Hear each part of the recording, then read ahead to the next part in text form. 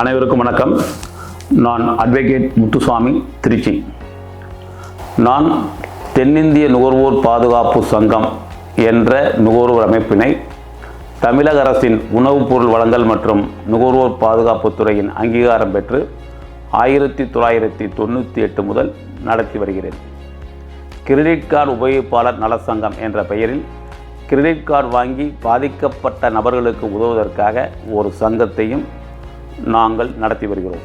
நாங்கள் என்ன பண்ணணும் எங்கள் சங்கத்து மூலமானு கேட்டிங்கன்னா, ஒரு 2000 கிரெடிட் கார்டு டீல் பண்ணியிருக்கோம். 2000 கிரெடிட் கார்டு உபயோகிப்பாளர்களை நாங்கள் டீல் பண்ணியிருக்கோம்.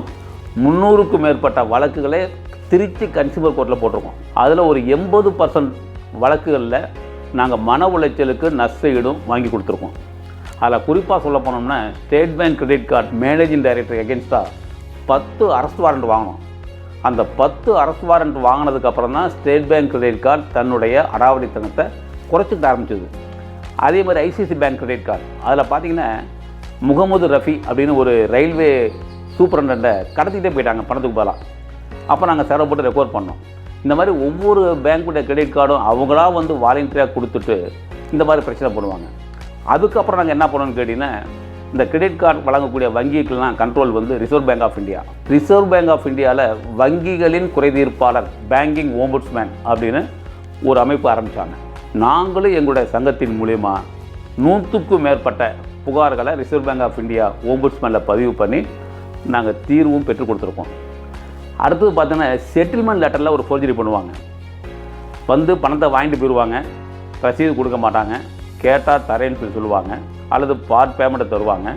அப்படி தான் பார்த்தீங்கன்னா, திருச்சியில் ஒரு லைன்ஸ் கிளப் சேர்ந்த ஒரு முக்கியமான நிர்வாகி ஐசிசி பேங்க் கிரெடிட் கார்டுக்கு செட்டில்மெண்ட் லெட்டரை வாங்கிட்டு பணம் கட்டுறாரு.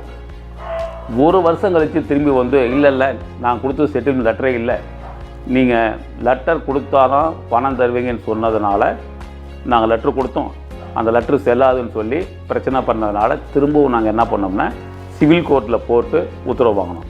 இந்த மாதிரி இன்றைக்கி 24 hours கால் பண்ணுறாங்க. ரிசர்வ் பேங்க் வந்து கிளியராக சொல்லியிருக்கு, காலை 7 மணி முதல் மாலை 7 மணி வரை தான் வசூலுக்காக கான்டாக்ட் செய்ய வேண்டும். அந்த நபர் கிரெடிட் கார்டு வாங்கிய நபர் அனுமதித்தால் மட்டும்தான் மற்ற நேரங்களில் அந்த நபரை தொடர்பு கொள்ளலாம் அப்படின்னு சொல்லிட்டு ரிசர்வ் பேங்க் வந்து தெளிவாக சொல்லியிருக்கு. அதே மாதிரி வந்து ஹாராஸ்மெண்ட் பண்ணக்கூடாது, மிரட்டக்கூடாது அப்படிலாம் என்ன தான் சொன்னாலும் அந்த ரெக்கவரி ஏஜென்ட்டுக்கு, அவுட் சோர்சிங் கலெக்ஷன் ஏஜென்ட்டுக்கு 30% வரைக்கும் அவங்க கமிஷன் தரதுனால அவங்க என்ன பண்ணுறாங்கன்னா, ரவுடிங்களை வச்சு, கட்ட பஞ்சாயத்து பண்ண வச்சு, அடியாட்களை வச்சு என்ன பண்ணுறாங்க, அவங்க வசூலுக்கு போகிறாங்க. போலீஸ் ஸ்டேஷன் போனால் என்ன பண்ணுறாங்க, போலீஸ் ஸ்டேஷனில் இந்த புகாரை எடுத்துக்கிறது இல்லை, இது வங்கி சம்மந்தமான மேட்ரு, நீங்கள் வந்து கோர்ட்டில் பார்த்துங்க அப்படின்னு சொல்லி அனுப்பிச்சிடுறாங்க. இன்றைக்கி இப்போ பழைய காலத்தில் இருந்த அளவுக்கு இந்த பிரச்சனைகள் இல்லை. ஆனால் இப்போவும் பார்த்தீங்கன்னா 24 hours கால் பண்ணுறாங்க, பார்ட்டி தூங்க விடுறதில்ல, இந்த லோனை முடிக்கிறேன்னு சொல்லிவிட்டு இன்னொரு லோன் பண்ணுறாங்க, டாப் அப்னு பண்ணுறாங்க, செட்டில்மெண்ட்டில் ஃபோர்ஜரி பண்ணுறாங்க, மிரட்டுறாங்க. அந்த கிரெடிட் கார்டு வாங்கும்போது யார் யாரெல்லாம் உங்களுக்கு இன்ட்ரடக்ஷனாக பண்ணாங்களோ அவங்கள இன்ட்ரோடக்டரி பார்ட்டிக்கும் கான்டாக்ட் பண்ணுறாங்க. எவ்வளோ அசிங்கப்படுத்த முடியுமோ அவ்வளோ அசிங்கப்படுத்துகிறாங்க.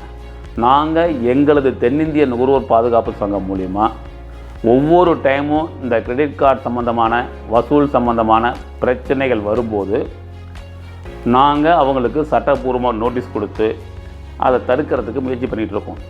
ரொம்ப அதிகபட்சம் டார்ச்சர் பண்ணாங்கன்னா நாங்கள் அவங்களுக்கு நோடல் ஆஃபீஸுக்கு இமெயில் பண்ணுறோம்.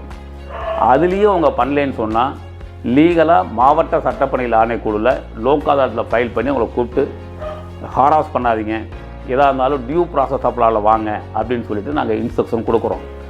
அதையும் மீறி அவங்க பண்ணினாங்கன்னு சொன்னால் நாங்கள் காவல்துறையின் மூலமாகவும் பண்ணுறோம்.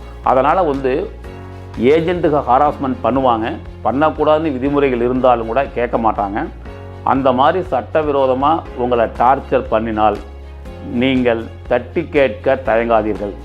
சட்டம் உங்களுக்கு சாதகமாக இருக்கிறது. ரிசர்வ் வங்கியினுடைய ஓம்புட்ஸ்மேன் அமைப்பு உங்களுக்கு பக்கமாக நிற்கிறது. அல்லது எங்களது சங்கத்தை தொடர்பு கொள்ளுங்கள், நாங்கள் உங்களுக்கு உதவ காத்திருக்கிறோம். நன்றி.